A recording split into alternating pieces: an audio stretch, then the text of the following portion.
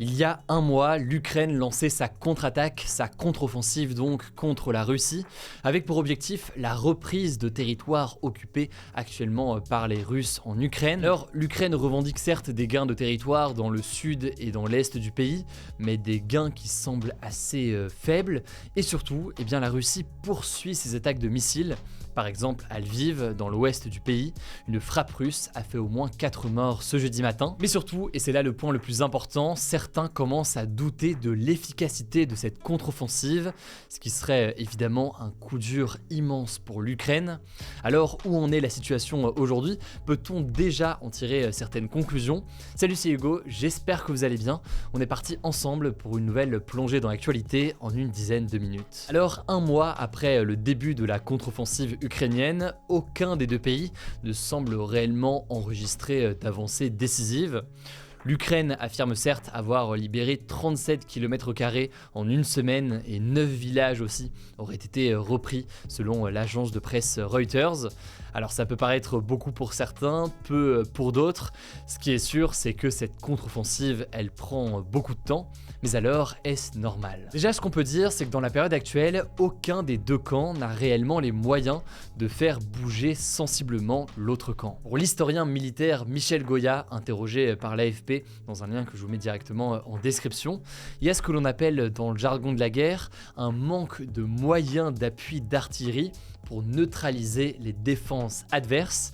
Dit comme ça peut paraître assez flou, mais très concrètement, chaque camp des deux côtés donc manque d'armes lourdes qu'on peut envoyer à distance. Ça peut être le cas par exemple d'obus, afin de dégager la voie pour ensuite permettre aux chars et aux unités militaires qui combattent à pied d'avancer donc dans le camp adverse. Michel Goya explique, je cite, pour pouvoir avancer, il faut un déluge d'obus, ce qui demande donc une grosse supériorité de feu. Les Ukrainiens ne l'ont pas et les Russes ne l'ont pas non plus. Car en réalité, d'après lui, chacun a fait face ces derniers mois à des grosses baisses de stock de munitions et a donc ainsi dû réduire ses efforts. Et la conséquence, vous l'imaginez, c'est que l'Ukraine juge trop lentes les livraisons d'armes de la part des pays occidentaux, que ce soit les pays européens ou encore les États-Unis. Elle en demande davantage encore, notamment des avions de combat, justement pour pouvoir percer cette défense et permettre ensuite aux forces sur le terrain et sur place de pouvoir avancer. Bon, toutefois, d'après le chercheur à la Fondation pour la recherche stratégique Vincent Touré, il est possible que simplement, d'un côté comme de l'autre, l'effort n'a pas encore été engagé de façon très importante. En gros, on assisterait à une situation où chaque camp retient ses coups en quelque sorte pour ne pas s'épuiser trop vite, parce que évidemment cette guerre est partie pour durer. Bon, mais deuxième chose qui peut expliquer qu'on ne voit pas forcément les effets de cette contre-offensive, c'est que cette contre-offensive, elle était attendue et donc forcément préparée aussi du côté russe. Cette semaine, Rob Bauer, le chef du comité militaire de l'OTAN, a rappelé à quel point cette contre-offensive était difficile, car il y a énormément d'obstacles défensifs qui ont été posés par les Russes. En effet, les soldats russes, sur la dernière année, ont eu le temps de creuser des tranchées, d'installer aussi des dispositifs de défense comme des mines ou encore ce que l'on appelle des dents de dragon. Des dents de dragon, faut voir ça comme des blocs de béton en général en forme pyramidale destinés à entraver donc le passage des chars ou autres véhicules motorisés. Bref, beaucoup de lignes de défense qui ont été installées au fil du temps et qui rendent forcément difficiles les avancées de l'Ukraine. Et au passage, il faut toujours retenir que dans des situations comme celle-ci, l'avantage est aux défenseurs, donc dans ce cas précis, l'avantage est à la Russie. C'est beaucoup plus dur et il faut beaucoup plus de moyens pour attaquer que pour défendre.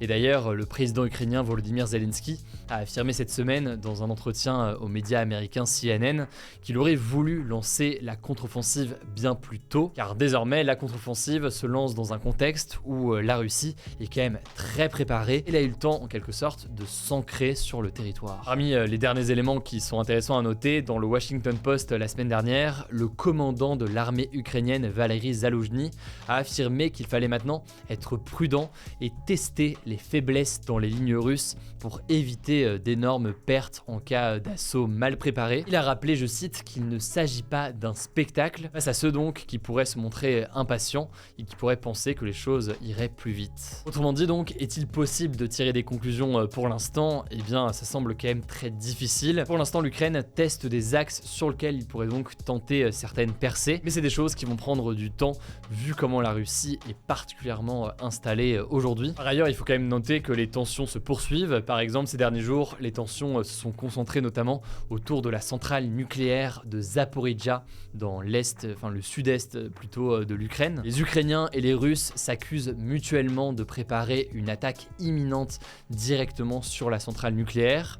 D'après l'Ukraine, la Russie aurait placé des mines et d'autres engins explosifs autour et sur le toit de la centrale nucléaire. Ça a forcément provoqué l'inquiétude des populations qui vivent à côté, même si aujourd'hui pas mal de spécialistes s'accordent à dire que le risque n'est pas comparable à ce qu'on a pu connaître par exemple en 1986 avec ce qui s'est passé à Tchernobyl. Alors ces dernières semaines, l'Agence internationale de l'énergie atomique qui est présente sur place a inspecté différents endroits de la centrale sans constater la présence de mines ou d'explosifs.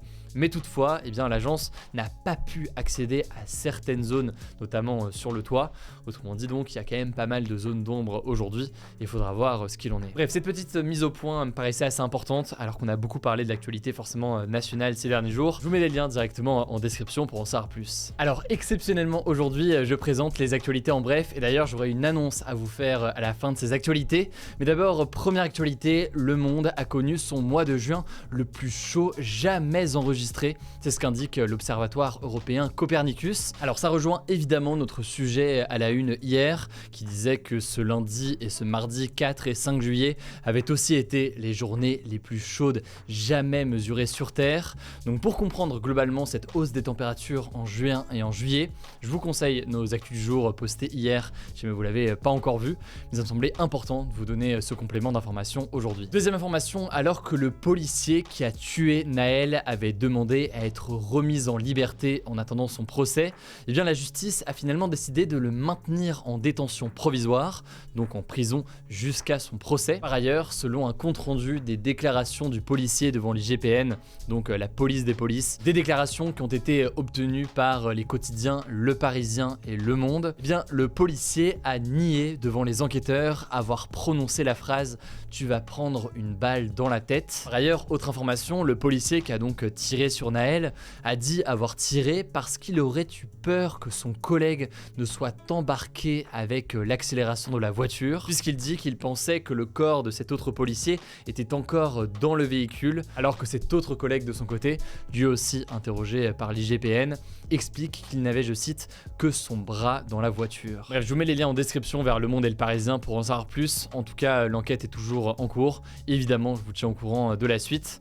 Et Emmanuel Macron a d'ailleurs déclaré ce jeudi que, je cite, l'ordre avait été rétabli une semaine après des tensions importantes et la mort de Naël. Autre actualité toujours en France, l'Assemblée nationale a approuvé et voté le principe des portables mouchards pour espionner des suspects via leur smartphone. Alors l'idée serait que ça concerne uniquement les enquêtes les plus graves, comme des enquêtes pour terrorisme ou encore délinquance et criminalité organisée. Concrètement, cette loi votée par le Sénat et puis maintenant donc par l'Assemblée nationale va permettre d'activer si nécessaire à distance des téléphones portables pour les géolocaliser, mais aussi pour écouter ou filmer en temps réel des personnes visées dans certaines enquêtes, et ce donc sans que la personne visée par une enquête ne soit tenue au courant du fait qu'elle est actuellement écoutée ou alors regardée via sa caméra. Alors cette loi, elle a été soutenue par les députés de la majorité, donc les députés du camp d'Emmanuel Macron, mais aussi par les groupes de droite et d'extrême droite avec le parti de droite Les Républicains